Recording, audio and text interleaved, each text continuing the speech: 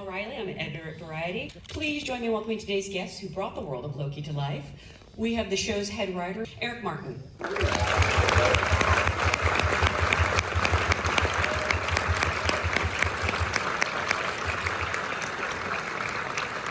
They are executive producers on Loki. Please welcome Aaron Moorhead and Justin Benson.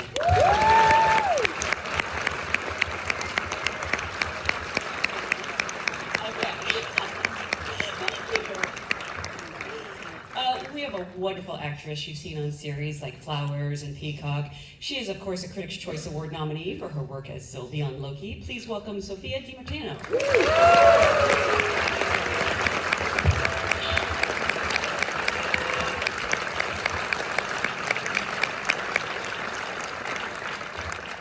Just a fantastic actor, an Academy Award nominated writer. Everyone wants the, Mobius as their wingman. Please welcome Owen Wilson.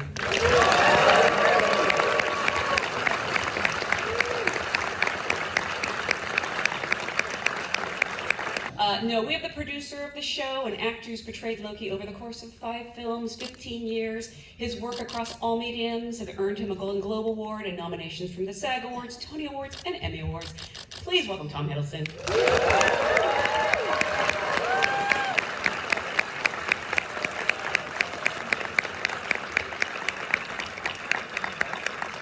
It's been the most magnificent, emotional roller coaster with so many twists and turns and so many peaks and valleys. And what I love about playing him is that and I said this to Owen when we first met for season 1, is that he has the whole range of the piano. He plays all the keys. He plays the light keys and he plays the heavy keys. But there was something I found, and I hope it transmits to you and to the audience, something very poetic and cathartic about his redemption. That we could find a place to land which would give him peace, but also allow him to accept his destiny and control it. And I think the theme of our 2 seasons has been about free will. Are we in control of our own lives? Can a leopard change his spots? Can Loki, who's been defined in other stories by being a villain, can he turn it around and become a hero? And so it's bittersweet and it's melancholy at the end, but I found it very moving and fulfilling. Yeah, you were the most valuable resource of getting to the heart of Loki. I think what I was kind of looking forward to coming back, I really love playing Mobius. I really like this character, and kind of his, the crew cut mustache and the suit, and just, doing the scenes with these guys and the kind of room that they gave us to kind of, come up with stuff, and that was always kind of exciting when you felt that you kind of contributed something or something that wasn't there, that you found kind of a little moment that then would kind of continue on. Sophia, for you, were you excited about getting to work at McDonald's, or?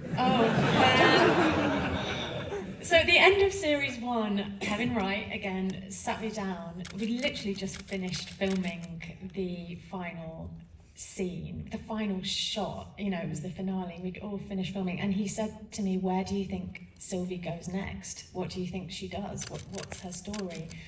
And I was exhausted, obviously. We'd just done a whole series. I was like, wow, I just think she'd be really hungry. She's been on the run for so long. She's just killed this guy. She'd want a burger.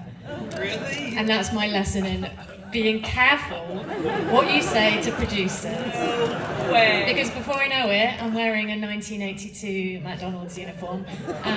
Pretty good look. Yeah, it was cool. It was cool. You know what? It was great to see Sylvie in a completely different world and to explore a new side of her vulnerability. It's the first time she's been able to attempt to live a normal, quiet human life. And that was really interesting to me, to explore how much of an outcast she really is and how challenging that is for her in a new way. and a new type of bravery for her to fight for that and to try and let people in and to try and trust. And I think ultimately she doesn't do it, and she doesn't manage, and you know, she loses everything again, and it's kind of tragic. But yeah, all of that was obviously a massive gift to play. Yeah. So yeah. And we'd just been rehearsing that scene, do you remember? And Key had literally just arrived off the plane, and before going to his digs, stopped in at the studio just to say hello to people.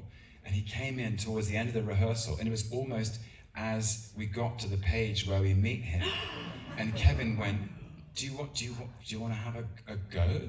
And he went, yeah, okay. And he read it cold, do you remember? And stayed for 3 hours. And we kind of, you started riffing on how long has it been since I've been down here? And it was instantaneous. The chemistry was immediate, and he was perfect. We share quite a similar taste in things and life. You know, we used to constantly be watching tennis and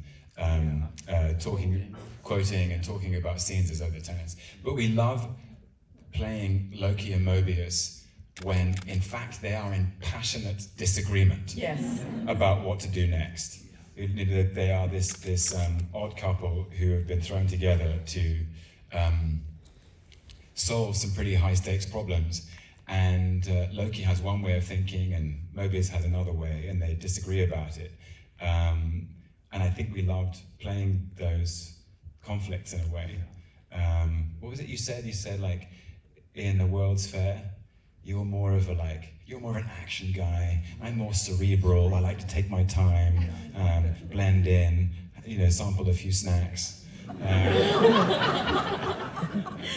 That was the fun of it, because actually the scenes have real teeth. Yes. They're full of conflict, but in the playing of them, you can find the wit. Find levity on set. Is it a fun place to be? Yeah, of course. Yeah, and the dynamic between Sylvie and Loki is full of, I mean, not so much humour in this second series, but it's just full of stuff to be able to play with as an actor. So you can, you know, use all of that. And Sylvie's sense of humour is heavily sarcastic. So there's a lot of, you know, eye rolls to be done. Yeah. Which is always fun. Yeah. Team Sylvie! Me too. Is it ever hard for the three of you? Again, we're dealing with, you know, the biggest themes you can really deal with it in a series, but is it ever hard to not laugh on this set? I would think that sometimes with the three of you, it would be really challenging. We laughed all the time, didn't we?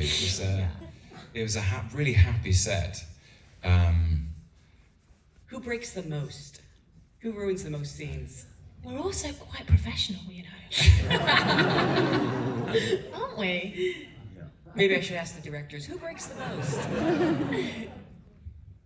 I think we do. We're like behind the monitor trying to not giggle, you know, and they're just doing it great. The sound guy's like, shut up. It's like as directors, it's like, yeah, you know, you have like imposter syndrome, but for us, we also have, do we make too many bad jokes syndrome? Yeah. A little bit kind of shaking hands, but it was more sort of the strangeness. So when I saw it, you know, I think it's emotional. Very. And Tom, what was going through your mind at that point? I know you're a stage actor, but use the mic. Sorry. It was a very emotional day, because it was the end of the journey for me, and also the very final moments. I played the scene in front of the team where I look back and wordlessly say goodbye. But then there was another day where I was on my own with Aaron and Justin and the crew, but it was just walking up the steps and sitting on the chair alone.